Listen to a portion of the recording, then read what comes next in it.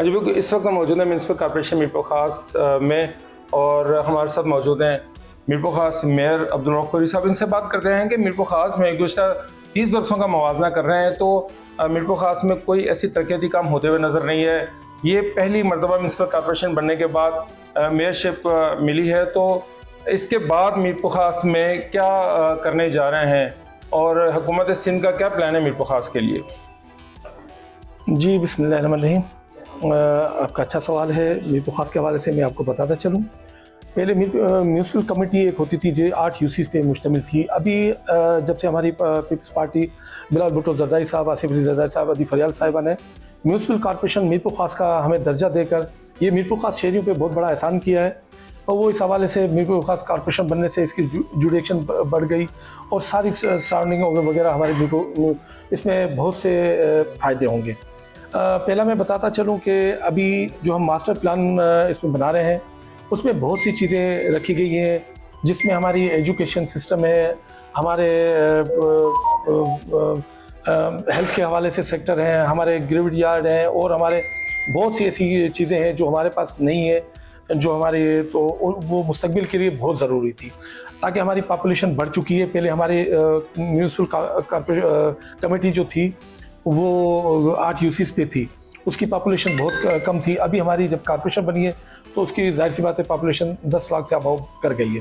तो उसी हवाले से हम प्लान कर रहे हैं कि हमारा शहर किस तरफ बढ़ा है, किस तरफ नहीं बढ़ा है, तो उसमें क्या क्या चीज़ों की नीड है, उस पर हम कमेटियाँ भी बना रहे हैं। फर्दर कमिश्नर साहब से भी मीटिंगें हो रही है, ऊपर भी हमारे सेक्रेटरी साहब से सारी बातचीत चल रही, तो उस हिसाब से हम प्लान बना रहे हैं। इंशाल्लाह 2 महीने में इसको हम क्लोज करेंगे। अच्छा रऊफ भाई, ये बताइएगा कि मीरपुर खास में सड़कों की बहुत ज़्यादा ज़रूरत है। सड़कें आज से 30 साल पहले भी उतनी ही चौड़ी थी जितनी आज चौड़ी हैं और यहाँ जो ज़रूरत है इस वक्त, क्योंकि आबादी के साथ साथ जो ट्रैफिक है वो भी बहुत ज़्यादा बढ़ चुकी है और उसके मसाइल जो हैं वो रोज़ाना की बुनियाद पर सामने आते हैं। मैं जिस आपके ऑफिस में बैठा हूँ तो नीचे जो सड़क है मेजिना रोड, उस पर ट्रैफिक हमेशा से जाम नज़र आता है, तो उसके लिए क्या सिंध हुकूमत करने जा रही है और आपकी मुशावरत क्या है उनके साथ?